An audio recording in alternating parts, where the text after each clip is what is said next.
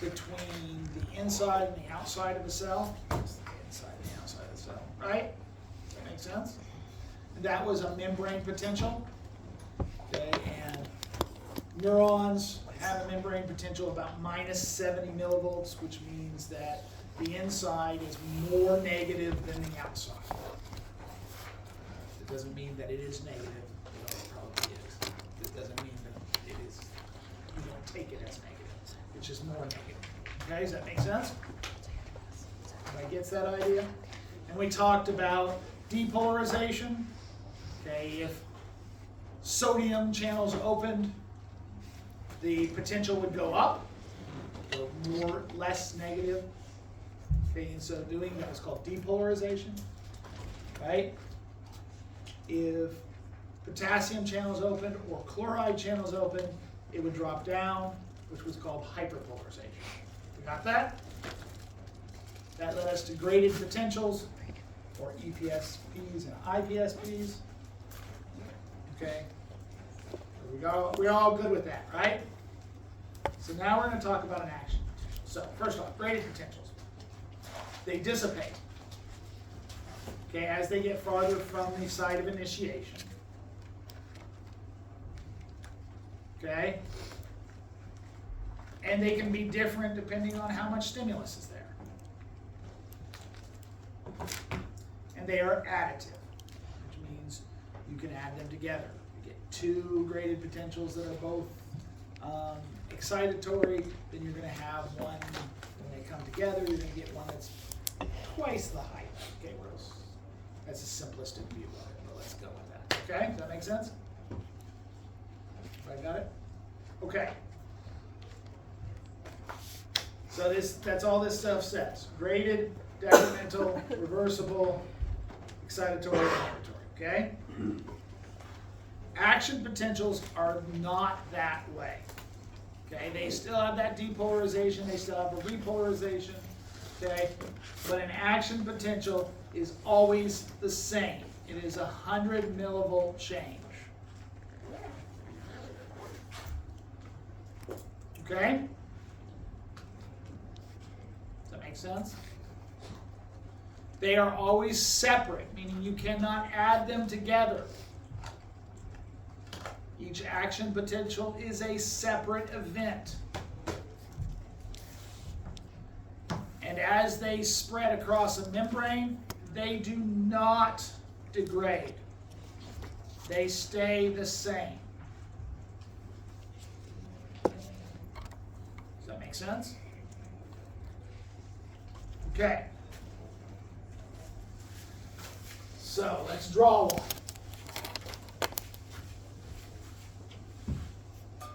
Going along at minus 70, some sodium channels open, we start to get there, we hit threshold. If we hit threshold, we fire an action potential. Assuming we're in place the can. Okay, does that make sense? That action potential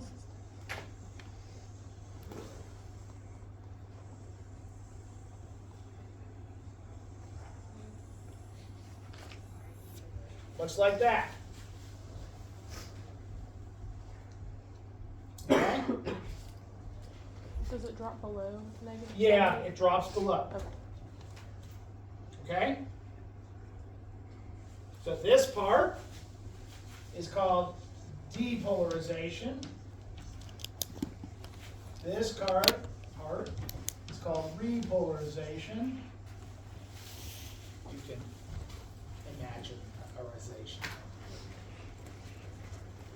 Okay? And this part down here, where it's dropping below, is called hyperpolarization. Make sense?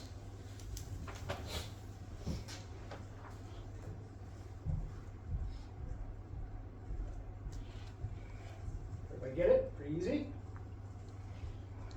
Okay, so now let's talk about what's actually happening for this to occur. Okay? So, depolarization is caused by the opening of sodium channels.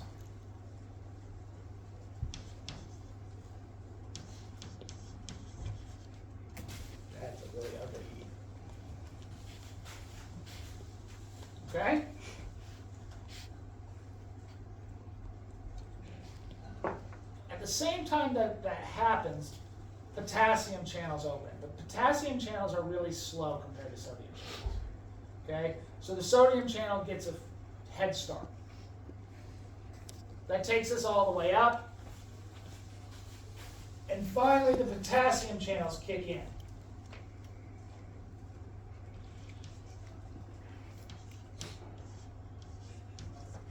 There is a reason I have not talked about sodium channels yet in that area. Okay, we'll get to it in a second. Okay? Does that make sense? Potassium channels open. Okay? Potassium, once again, is slow. The channels are slow, so it tends to overshoot. And here is where the potassium channels are, well, actually, probably more like here, is where the potassium channels are closed.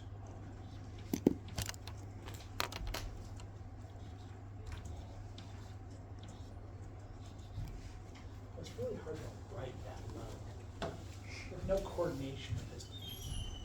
Okay? Does that make sense?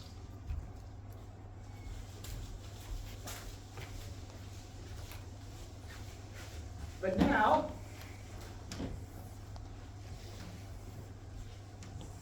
let's talk a little about the sodium channel, because it's important to understand a little bit about the sodium channel. Turns out that most channels have two states, open or closed. Okay? Make sense? The sodium channel has three. It has open, it has inactive, and it has closed. Okay? So I'm going to show you how that works. Okay, why? Because I think it explains a lot, at least in my mind. Okay? So,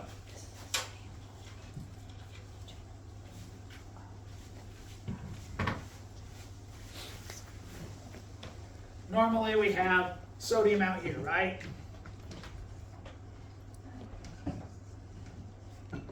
Right, lots of sodium out here, lots of potassium in here. Right? There should be pluses on all of that, but you know, I have more important things to do in life. Okay, everybody gets that? So when it opens, sodium floods in. So now we get this accumulation of sodium in here, right? Just right around that channel. Make sense? Matter of fact, we get so much that we actually flip the potential, right? So this goes from minus 70 when it was just this situation to somewhere around plus 30. Does that make sense? Okay, so we have a little positively charged ball, and this all of a sudden becomes positive, which means this out here is relatively negative now. What's that ball going to do?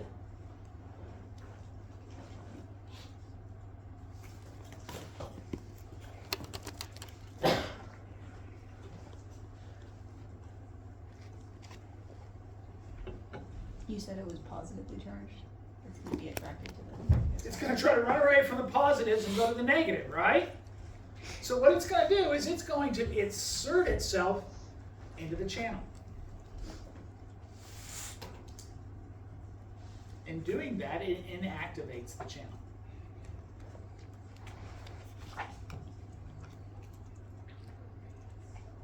Everybody get that idea? Okay, so just the flip of potential causes the sodium channel to go inactive. So the sodium channel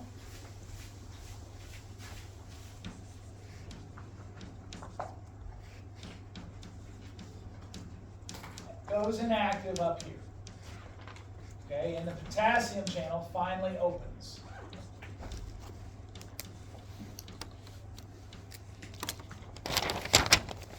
sense? And so we go back down because potassium is going to flood out of the cell, flipping our potential back to where it should be. Does that make sense? So everybody get it? What does it say near the hyper? This? That says potassium channels are closed. Sorry. That's that discoordination thing down there. So once the sodium channel isn't activated, potassium channel then opens. Well, the potassium channel is trying to open the whole time. It's just really slow. Okay.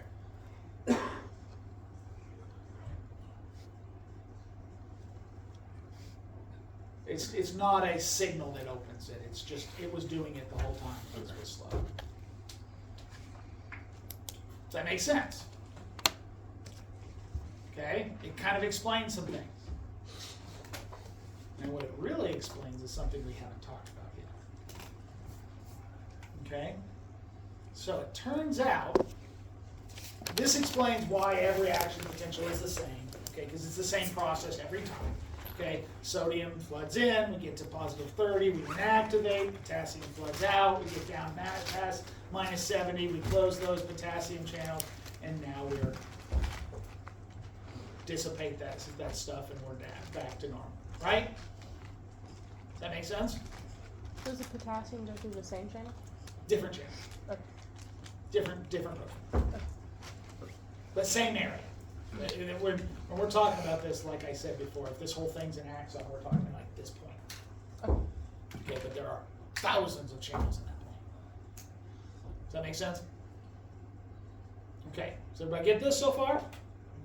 Okay, so the inactivation is really important. Okay, and the reason it is because if we draw a line where the sodium channels open, okay, they open right here.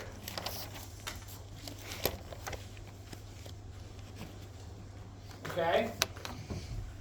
And then they really kind of close, because they have to inactivate and then close. But they really kind of close somewhere over here.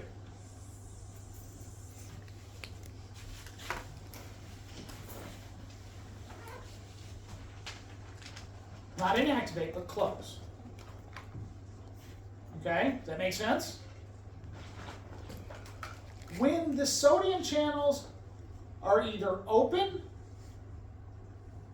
or inactivated, we can't open them again.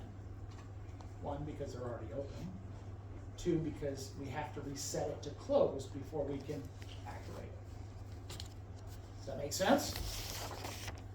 Okay, so during that time, we cannot generate another action potential in that spot because we're already doing one.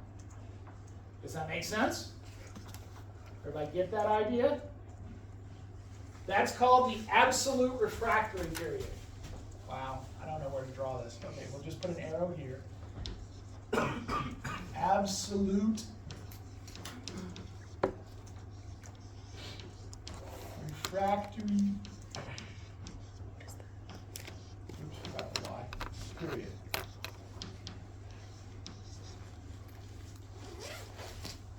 Okay? That's where we cannot generate another action potential because the sodium channel is either already open and you can't open it again once it's open, okay? Or it's inactive and it must close before it becomes active again. Does that make sense? Okay? Then there's that point where we don't have everything set back to normal. Okay, sodium's in the wrong place. Potassium's in the wrong place. We're hyperpolarized, you know, all that stuff that makes it a little harder to generate an action potential. That's to there. That's called the relative refractory.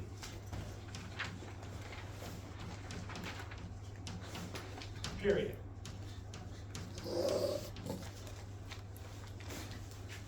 That's when it's harder to generate an action potential than normal. Once we're out here, we can generate an action potential the same we did at the beginning. Does that make sense? That's when it goes back to the negative 70 at the end. Once it reaches its normal phase again, its normal potential. Does everybody get it? Okay, so this tells us two really important things. Okay, one, every action potential is separate. Why is it separate? Because you can't generate another action potential on top of the same action potential. Because sodium channel won't let you. Does that make sense? Can you say that one more time? Okay, so every action potential is separate. Okay, meaning that you can't generate another action potential in the same spot while you're generating the action potential you already have. Okay, because the sodium channel won't let you, which means they can't be additive. Does that make sense? Because there's only one allowed in one spot. Does everybody get that? They're always the same because it's always the same process. They're always 100 millivolts. Okay?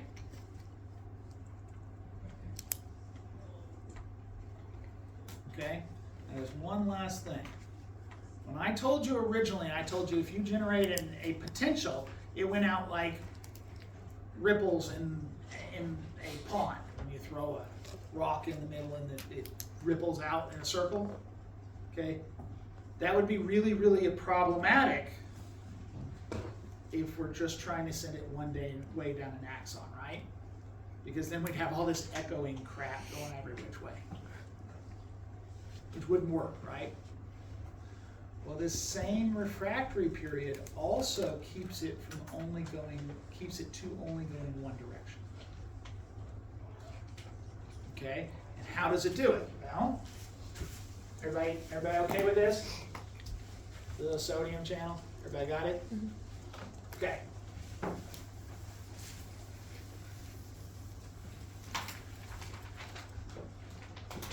If we draw an axon,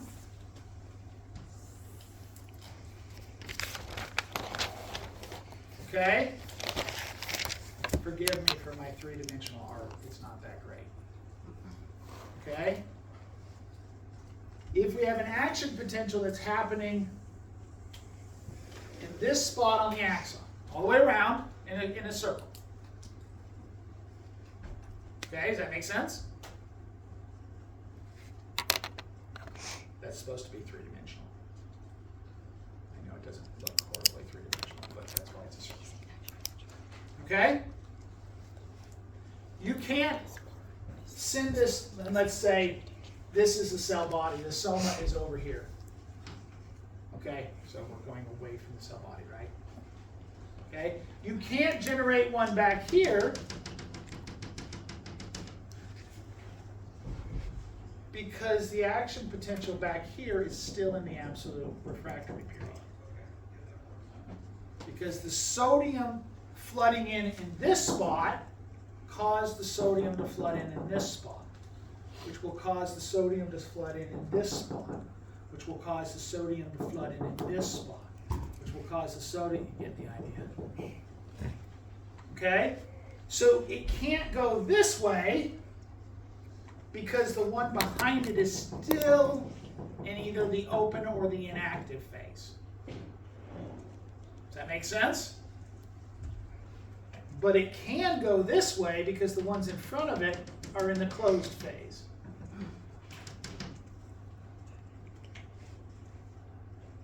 Does that make sense?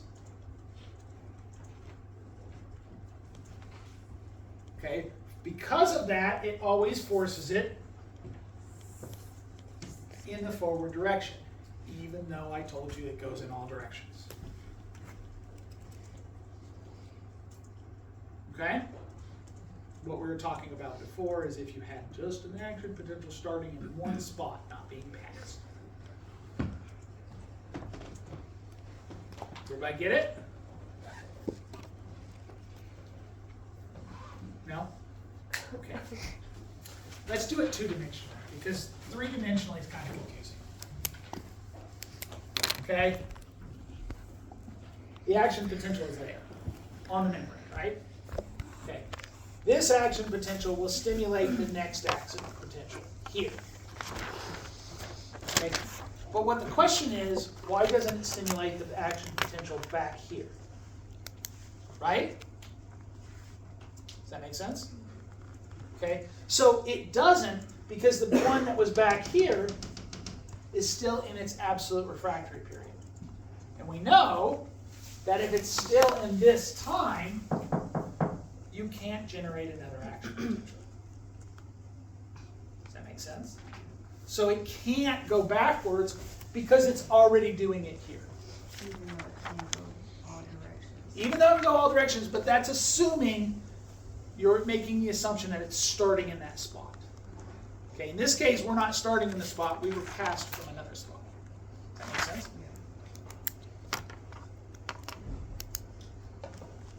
Okay? Does everybody get the idea?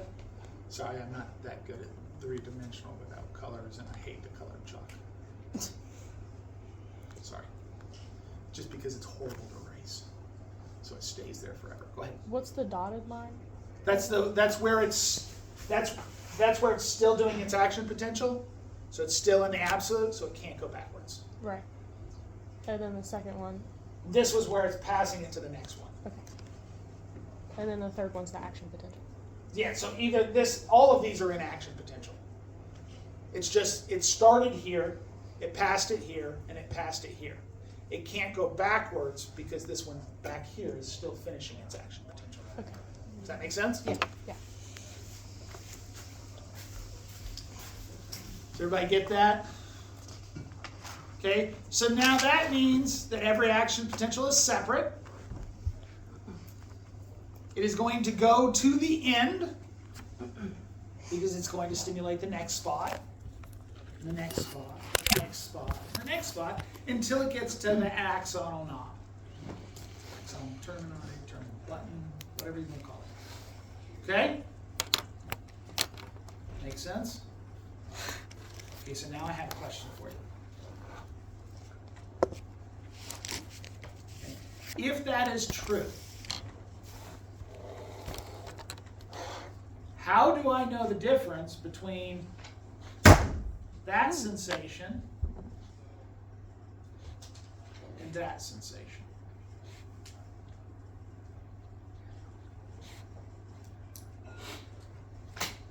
Every action potential is the same.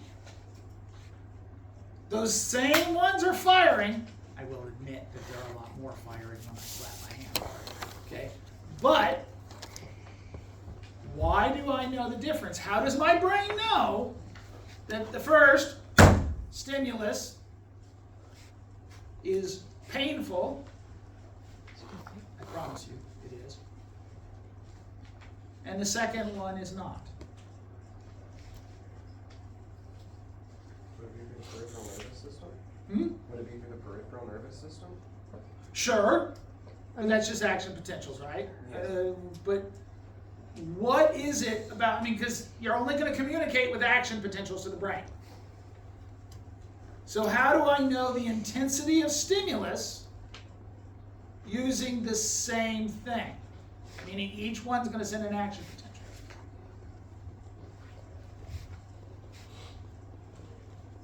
I mean, you can feel the difference. But why can't I feel it? We're talking about how do we feel it.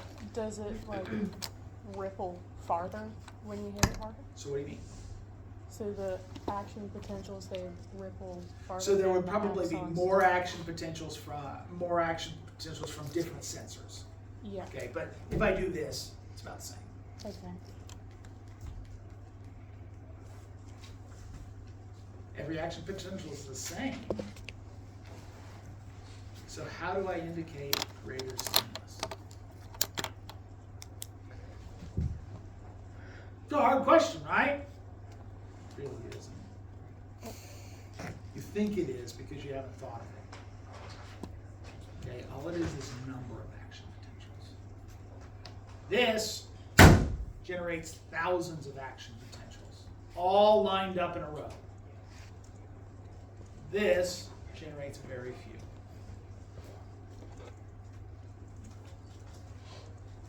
Intensity is determined, is exhibited, is transmitted, okay, via the number of action potentials and how close they are together. Which means that every action potential must be separate. Does that make sense? Because otherwise you can't count them. And you have to be able to count them to understand how many or how intense the stimulus is.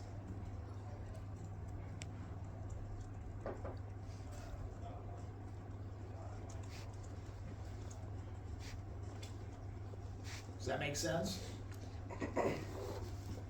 Okay.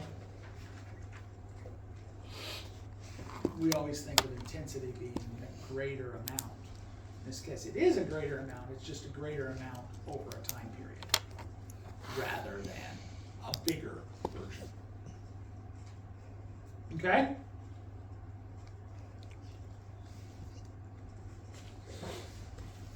Okay, so while we're at it, let's talk a little bit about some other things.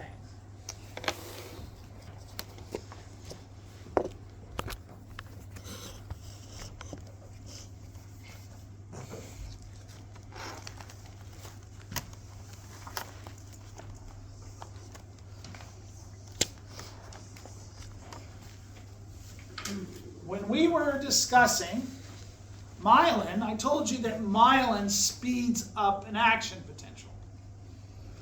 It allows it to move at 120 meters per second rather than the normal of about 2 meters per second.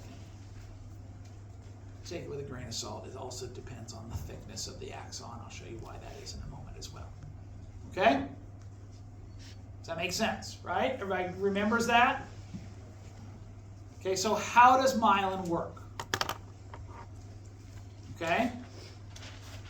What it does is myelin does two things. First off, it insulates one axon from stimulating another axon. Okay? If we think about this, we're talking about movements of electrolytes, right? Well, if it's close enough to another axon, the movement of the electrolytes of one will stimulate the movement of the electrolytes in the other axon. Not just beside it on the same axon, but within the other axon. We don't want that to happen because that means when you feel something here, you might also feel it up here because they're running down the same nerve. That wouldn't be good, right? Wouldn't allow us to localize what things are. Not be optimum, let's say. Does that make sense? Okay, so how does it work? Well, the other axon is right here, and it'll be myelinated as well.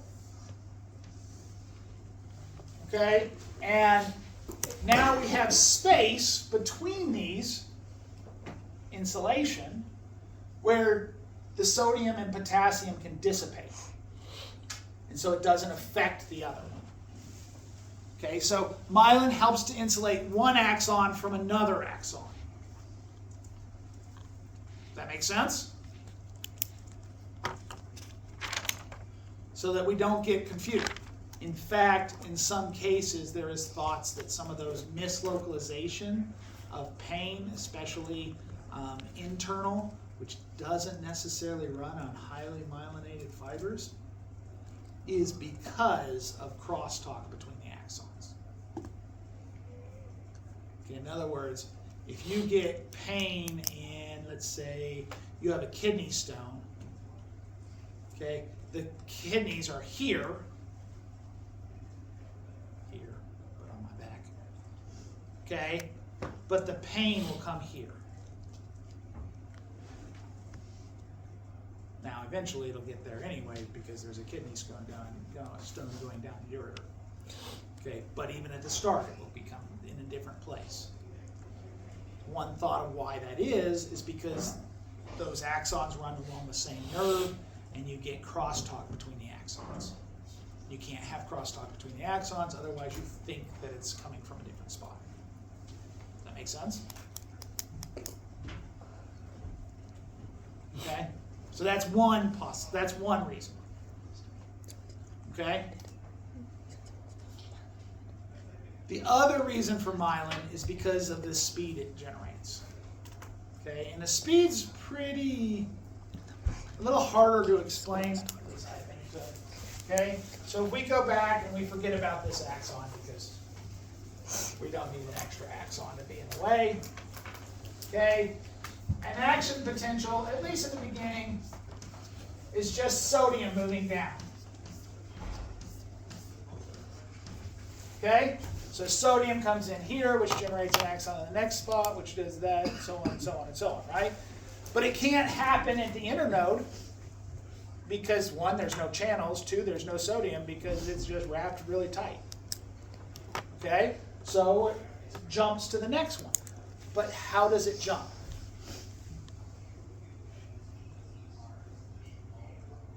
Okay, well, it doesn't jump backwards because of the refractory period. So we got that. But why does it jump at all? Okay? Well, it comes back to something you saw on the slide a little while back. Probably didn't realize you'd seen it. Okay? It had negative charges all along the membrane.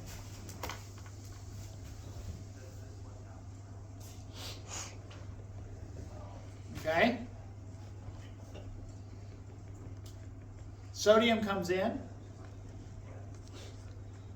Sodium's going to follow negative, right? So when the sodium comes in, it's going to be attracted this way. And as it's attracted that way, it'll move over here and start generating an action potential here. Does that make sense? Okay, so how that speeds it up is basically, if you have to do an action potential in every spot, you're doing this, right? My downward feed sodium flooding in, right? Okay? Not horribly fast, right? Okay, so, and worse yet, it sounds like I'm going really fast to me now because of the, anyway. Okay? So now, if you add myelin, we're going down, and then we jump. Down, jump.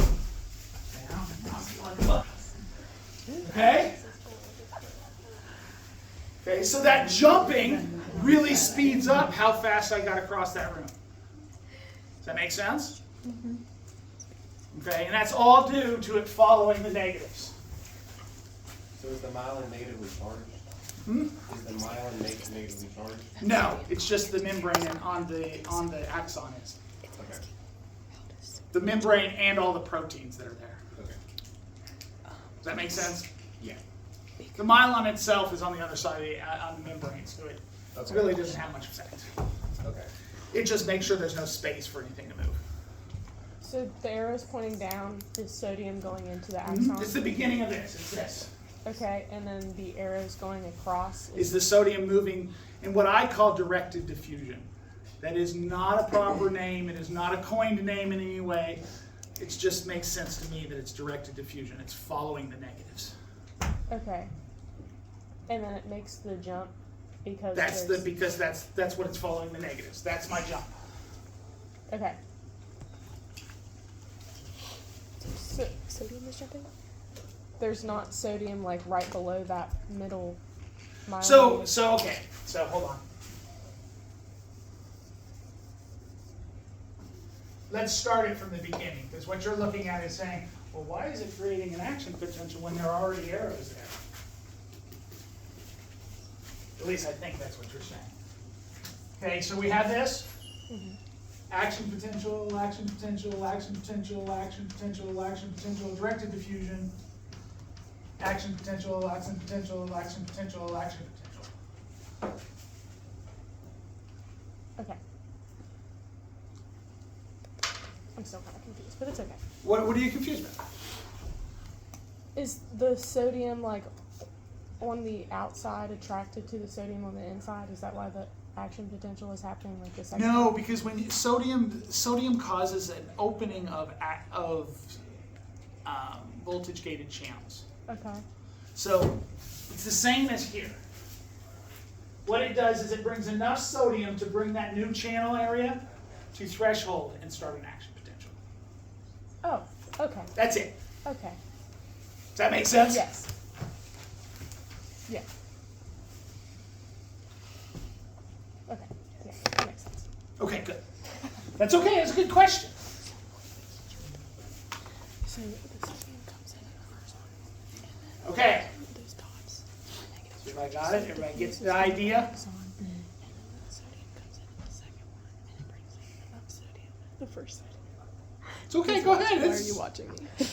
The more people figure it out and then explain it to someone else, the better. So the first one, it diffuses down the axon to go to the second one, and that brings enough sodium to trigger another action potential. Mm-hmm.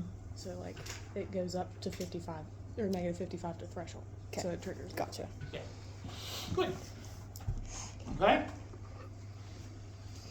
Okay, so let's go through this. Negative 55 is threshold, sodium channels open quickly, potassium's not as fast, sodium goes up, your book likes a plus 35, it doesn't really matter. Okay?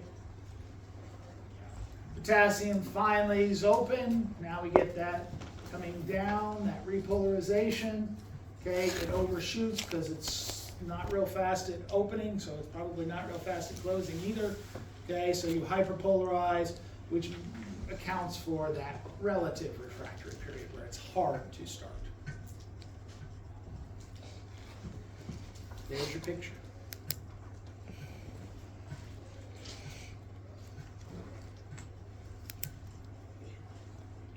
Make sense?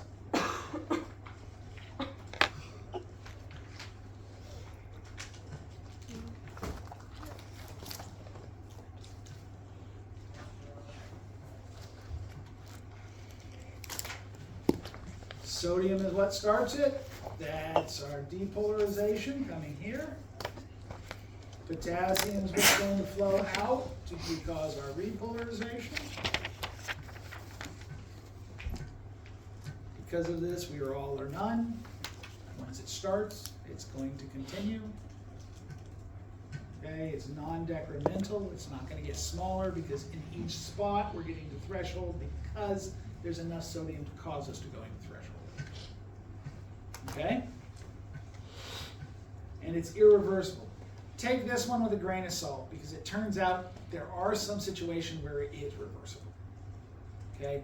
One example would be what's called spinal gating. Okay?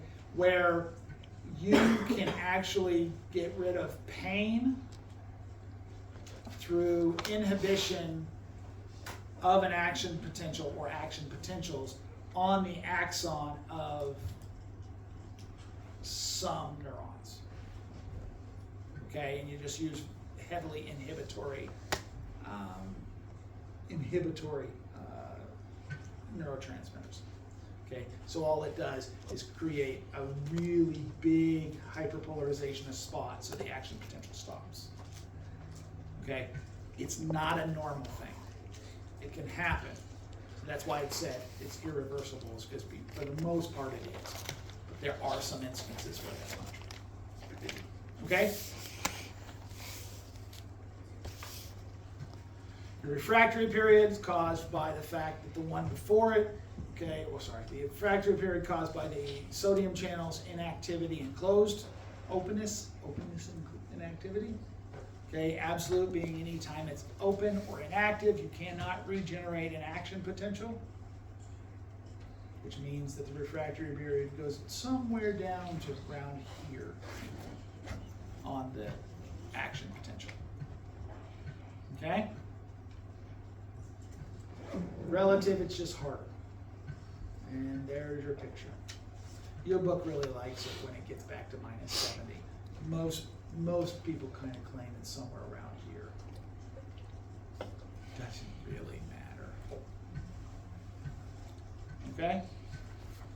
For ease of seeing it, your book's doing it in a nice place for you guys.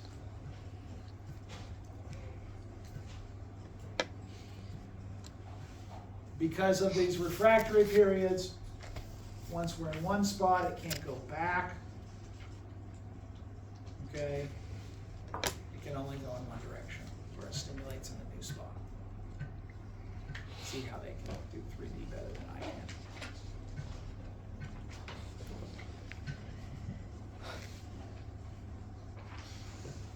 Does that make sense?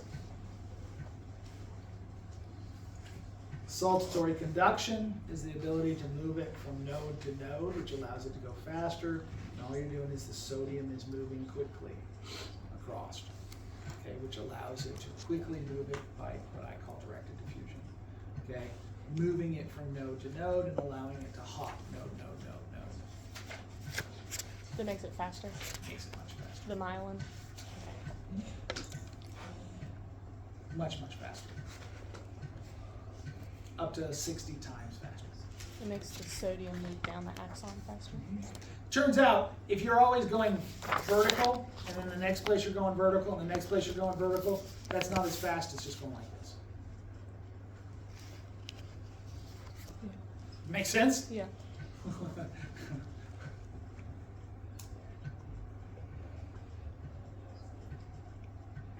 Okay? Oh, we didn't talk about, real quickly, the idea of a thicker axon versus a thinner axon. Okay, so let's call this a thick axon. If we have a thin axon,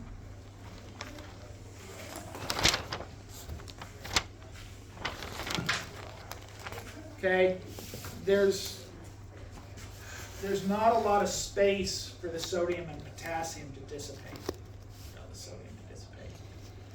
Okay, whereas in this one, there's a lot of space for the sodium to dissipate, diffuse away. Okay, so this one resets so much faster and also allows, it doesn't interfere with its other side, so it goes faster this way. That's it. Whereas this one, it's going to be slow because these guys are, the sodium and potassium are interfering with each other as it goes down. So having more space allows it to dissipate quicker.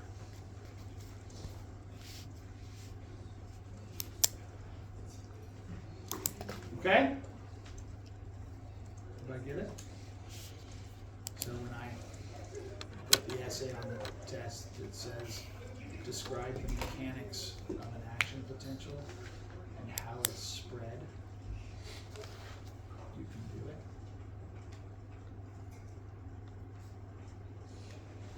Or will be able to do it. And you won't ask me, what's mechanics mean?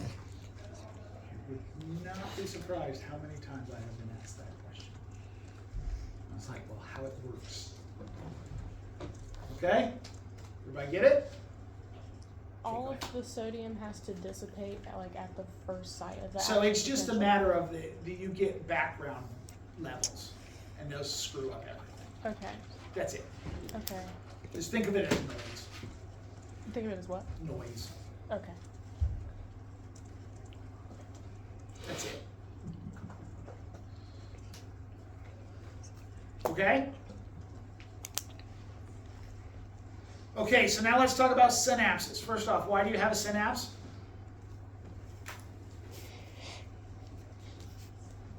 Why not just hook all the nerves together? The action potential would spread much easier, right?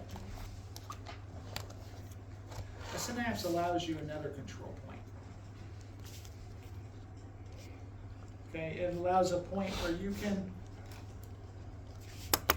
it requires more than necessarily one action potential in one neuron to cause an action potential in the next neuron. It may need more than one for it to happen. Okay?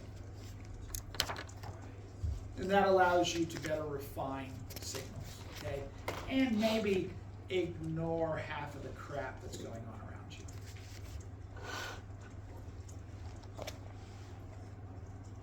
Okay, because not all of it needs to get to the brain because, that would be overwhelming. For example, if you always sat there and realized the clothes were touching you. That would be really annoying, wouldn't it? Okay? Especially now that I said that, now you're going, oh shit, the clothes are touching you. Right? Okay? That's because it doesn't reach to a high enough threshold for you to get all of it to the brain. Okay? That's it. Okay, so a synapse has two parts. It has a presynaptic neuron, that's the one that's bringing the message to the synapse. And it has a postsynaptic neuron, that's the one that's receiving the message from the synapse. Okay, does that make sense? Very easy idea. Presynaptic, the starting place, postsynaptic, the ending place. Right? Okay. Most synapses occur on either the dendrites or the soma of the postsynaptic neuron. There are some examples of it happening on the axon of the postsynaptic neuron. Okay? There are some examples, not the normal place. In fact, when I talked to you about that spinal gating, it is one of those examples. Okay? And do not go by the scale of this picture. The little terminal knob would be a really, really small triangle, not that big ass triangle that's almost the size of the soma. Right? Okay? Because you have to fit upwards of 20,000 of them on one soma/dendrites.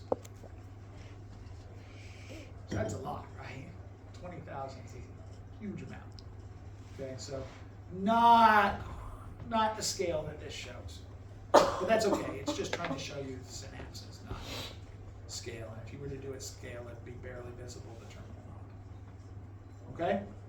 Is it just in between the terminal knob and the That is dendrites? the synapse. Or does it also include some of the terminal knob and the dendrites? So there is a basal lamina that connects the two.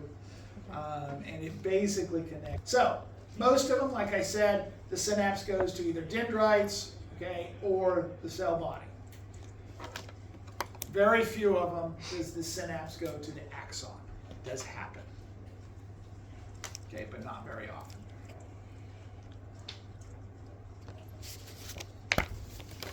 The space between the presynaptic membrane and the postsynaptic membrane is called the synaptic cleft.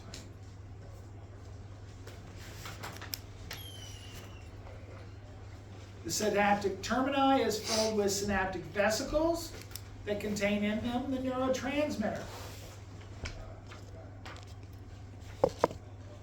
That neurotransmitter is going to be dumped into the synapse, it's going to diffuse across, and it's going to bind to a receptor. Right? In the simplest case, that receptor is also a channel. The channel opens, and you get changing of sodium, potassium, or chloride. Okay? Make sense? Everybody get it? Good. Postsynaptic density, by the way, is just how many receptors do you have in there. Turns out that the more receptors you have, the faster it is to pass an action potential between two. So there is situations where you want more and more receptors, like if you want to remember something, because then it's easier to access because it's a hypersensitive synapse. Okay, so that's your goal for studying, is to get that synapse nice and full of receptors so that you can access that information all the time. That's why you don't watch TV and things like that, which I love TV, so don't listen to me. But do as I say, not as I do. Because it will actually cause these receptors, not the TV itself, but lack of use of the receptors will cause the receptors to be degraded, and it'll be harder and harder to activate that synapse. It's the reason why using your information keeps you from losing your information. Okay? Thinking is a good thing. There are synapses. Isn't that pretty? Now, I will tell you, these are kind of not quite proper. These guys are falling over just from weight. They would be more upright with these guys sticking down, so the wide part of this button would be actually touching. But they are sticking to it. Okay? The synapse itself, just that Axon button. You have the terminal. Don't worry about the adhesion. Those are just cams. I don't care. You have neurotransmitter vesicles, dumps the neurotransmitter in, binds to the receptor. The receptor, in the simplest case, is a channel which opens the channel. Okay? Allows the exchange of. So now, we have to talk about some of our neurotransmitters. Okay, so we have a bunch of classes of neurotransmitter. Class is just what type of molecule it is. Okay? The first one is in its own class. It's called acetylcholine. It's acetic acid bound to choline. That means nothing to most of you. You might remember what acetic acid looks like, but most of you have no clue what choline looks like. I'll show it to you on the next slide. Do you need to know it? No, you don't. But isn't it fun to sometimes see those stuff? Okay? You also have amino acids. There are a number of amino acids that work as neurotransmitters. Okay, glycine, glutamate, aspartate, GABA. And you're going, wait a second, I don't remember the GABA amino acid. That's because it's not a normal amino acid. But it turns out there are more than just the 20 amino acids you learn. Okay, GABA stands for gamma-aminobutyric acid, if you want to know. Okay, then we have monoamines. These are synthesized usually from an amino acid, usually from tryptophan or tyrosine, and tend to be very small molecules. Okay, include things like catecholamines, which are epinephrine and norepinephrine. Those together make up adrenaline, but it turns out they are also neurotransmitters, not just hormones, as well as dopamine, serotonin, and histamine, which some of you have heard of those. Histamine you may have heard of for a whole different reason, and the fact that it is a vasodilator which causes all of your symptoms of allergies. Okay, but this is being used as a neurotransmitter instead of a hormone. But they're just things that are recognized by receptors, so they work either way. Okay, and then purines, and then the last set. And I don't really care much about that. The last set is peptides, and apparently I got rid of that slide. Peptides are a good example. There are a number of peptides, such as substance P, which is the neurotransmitter for pain, and things like endorphins. Endorphins are the neurotransmitter for ignoring pain. They're your natural opiates. Okay? So here are some looks of them. Here is acetylcholine. This is the acetic acid, just in case you didn't know. Okay, here is the choline molecule. You can now forget it. But it is kind of neat to see something. Okay? Amino acids, like I said, these are just amino acids: glutamate, aspartate, glycine, gamma-aminobutyric acid. Okay? Monoamines, you'll notice each one of them tends to have a single, and don't worry about this one, that comes from a totally different amino acid. It comes from histamine. Okay? They have a single ring, or they have a double ring, or they have this 5-member ring. That just, they are made from an amino acid that has that. These are made from tyrosine, this is made from tryptophan, and this is made from histamine. That's it. It's just a small chemical. Okay? What's interesting about these, you'll notice these are hydrophobic. Okay, which means everything we're going to talk about a surface receptor is not useful here. It is not done through a surface receptor. It's not through an internal receptor. But don't worry about that for now. Okay, and then we have all sorts of peptides. Okay, enkephalins, cholecystokinin, substance P, endorphin. Okay. by the way, these are the same classes we're going to see next semester at the beginning of the semester when we talk about hormones. Why? Because they're the same damn thing. Okay? Does that make sense? Neurotransmitters and hormones are the same thing? No? Okay. Okay? The difference is how they're sent. Hormones are sent into the blood to go all over. These guys are just sent into a cleft. So they only interact with that one little cell next to it. Okay? Now, does that mean all neurotransmitters are also hormones? No. Does it mean all hormones are also neurotransmitters? No. It just means that they're signaling molecules. Okay? Okay. So let's talk about how some of them act. This is easy. Okay? Acetylcholine, we already know. We've seen this one. It dumps. It binds to the receptor. The receptor is also a channel. When it opens, sodium floods in. Maybe a little potassium floods out, but sodium floods in. Okay? Right? Pretty easy. Acetylcholine, just so you know, gets cut up to acetyl and choline gets taken back into the terminal knob and then used to regenerate. Acetate you really don't care about because you can make it really quick. Okay? GABAergic, same idea, okay, except for it opens a chloride channel.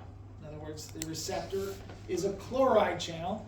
Chloride then goes in, we inhibit, okay, or we get an inhibitory postsynaptic potential. Okay, in other words, it's harder to make an action potential, right? Pretty simple.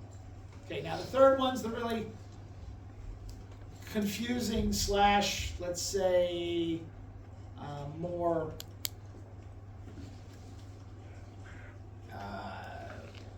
in depth. Okay, so this is an adrenergic. This would be using norepinephrine, okay, or epinephrine, depending on which one it is. Okay, the neurotransmitter binds to a receptor. The receptor is also a gap. You don't need to know what those things are. But a gap helps to activate a G protein. The G protein then activates another transmembrane protein called adenylate cyclase. Adenylate cyclase activates cyclic AMP. Okay, it takes ATP to create cyclic AMP from it. Cyclic AMP feeds back to bind a receptor on the surface, an internal receptor, that then is also a channel, opens that channel, and sodium comes in. And notice, a lot more steps to get sodium to come in, right? You do not need to write them all down. I'm just trying to show you. A lot longer, right? Okay? This does have an added benefit to it, though. Okay? Because that same process of creating that cyclic AMP also goes on to affect transcription. And transcription, it's going to turn on the transcription that transcribes more receptors. So this is how you increase the number of receptors on the surface every time you use it. So these are used a lot in things like memory. Okay? Make sense?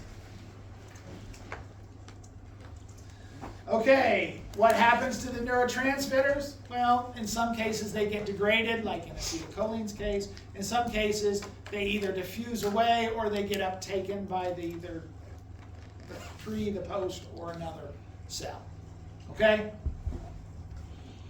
But otherwise, they dissipate in some way. Okay, whether they're being destroyed or whether they're just diffusing away. Okay? So let's go through some neurotransmitters. Why? Because this is fun. Okay, we're going to talk about them. I'm going to give you some things. I don't care if you know whether they're direct or indirect or excitatory or inhibitory. That's really not what I'm looking for. I want you to start seeing the second parts of it where we talk about what they do, okay, and what kind of things they seem to be involved in. Okay, so acetylcholine. There are two different types of receptors: nicotinic and muscarinic. Nicotinic is excitatory, it is direct, which means the receptor is also a channel. When it's indirect, it means it goes through that really convoluted pathway. Okay? You find these on skeletal muscles, you find them in the central nervous system, you find them in the ganglia. Okay? Matter of fact, all of parasympathetic and sympathetic uses acetylcholine as well as its neurotransmitter, with the exception of some sympathetic, which will use something else. Okay? So lots of use of acetylcholine all over. Okay? It is important, this is called nicotinic, because it turns out that binding of nicotine to these receptors will cause the release of dopamine, which makes you happy, which is why smoking is addictive. Okay? Muscarinic, on the other hand, is excitatory and inhibitory. It's indirect, which means it goes to that convoluted pathway. It has a lot of visceral effects. Okay, it does a lot on the inside. Okay, it is named muscarinic because the same receptor is bound by a chemical produced by fungus called muscarine, which kills you. This is why you don't go out and eat random mushrooms. If you know how to find the mushroom and you know what they look like, great. Don't screw up, because a death cap looks a hell of a lot like a white mushroom, which is the mushrooms you buy at the store. So don't screw up, because you'd be dead. Quick. Okay? I'd love to be able to learn my mushrooms and do that. It's just that takes way too much effort in life. I can buy them from the store. And if they kill them, maybe my family will be rich, because they won't actually eat them. Okay, anyways, onwards. Norepinephrine. Norepinephrine is 1/2 of adrenaline, but it's also a neurotransmitter. Okay, it is excitatory and inhibitory depending on the different place. It is indirect. Okay, you find it all throughout the sympathetic nervous system. Okay, 1/2 of it's acetylcholine, 1/2 of it's norepinephrine. Turns out if it's the same organ innervated by both sympathetic and parasympathetic, sympathetic will use norepinephrine. If it's only one, it uses acetylcholine. That's it. Okay, we'll see that later when we get to it. Okay, it's found in the limbic system.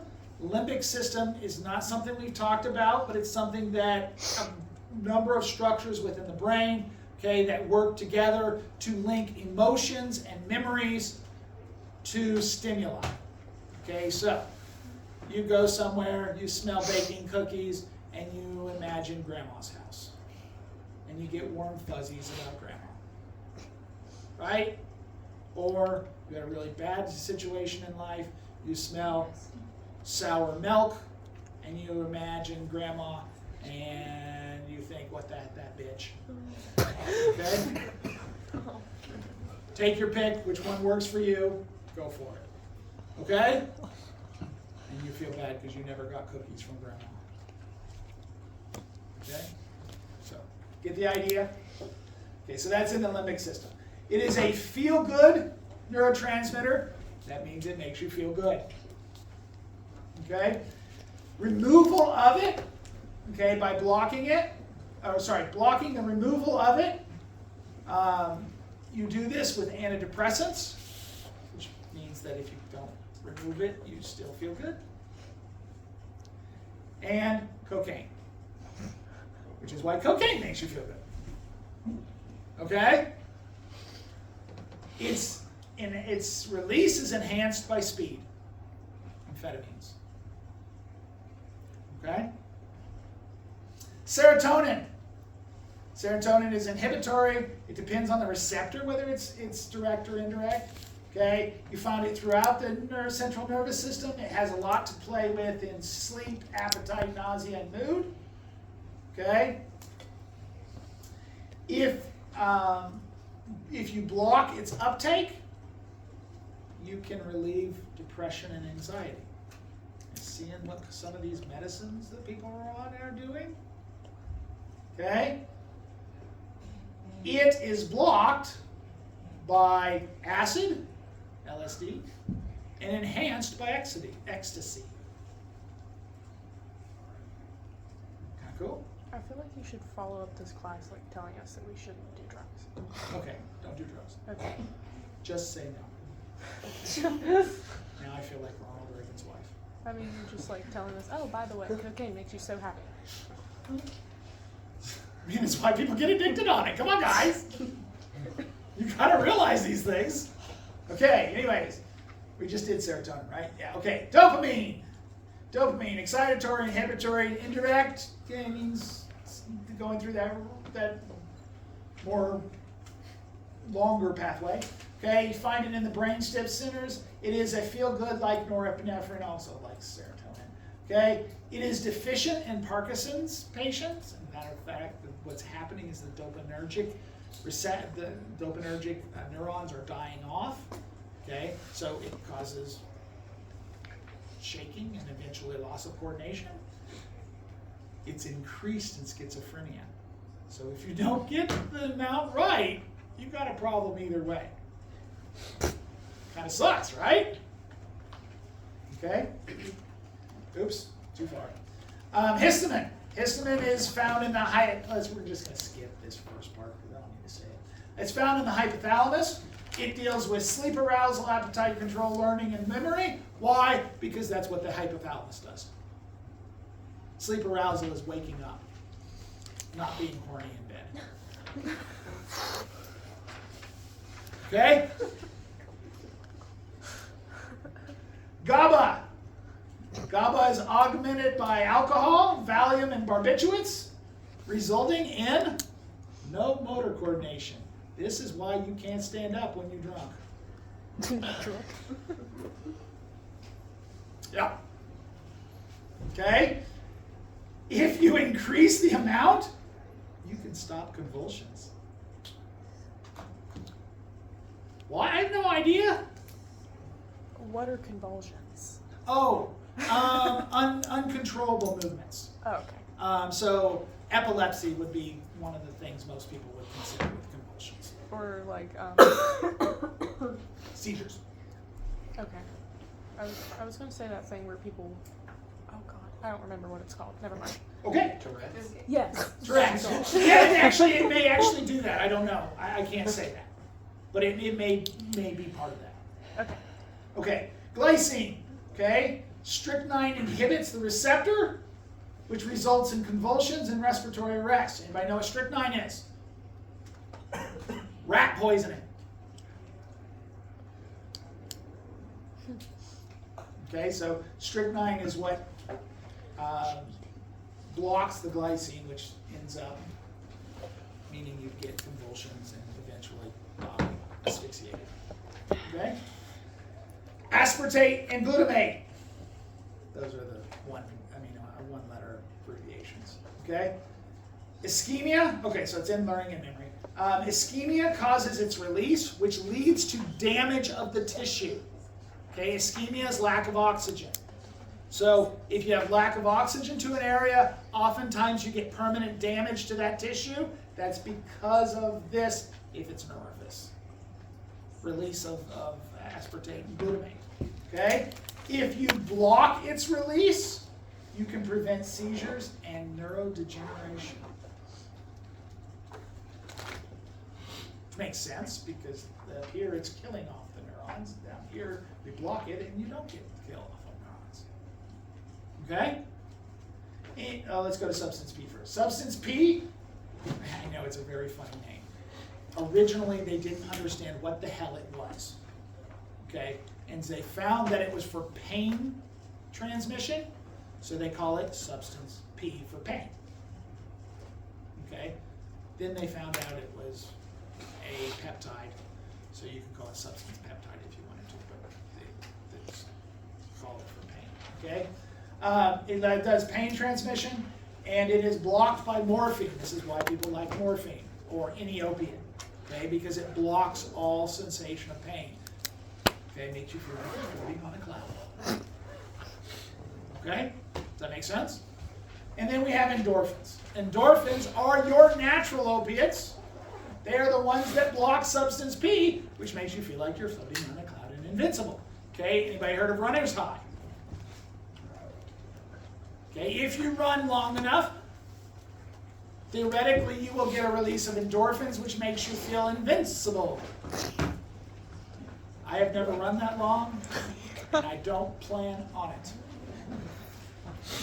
You also can get this, by the way, by taking rides on roller coasters, which, by the way, the mountain coaster is fantastic. Go play. We went this weekend. Okay? Or by eating hot peppers. That's why people like to eat hot stuff and keep eating hotter and hotter stuff. It's because they're trying to get that endorphin release. They want that high. Yeah. Okay? That's oh my God. Okay, we'll talk about the rest later.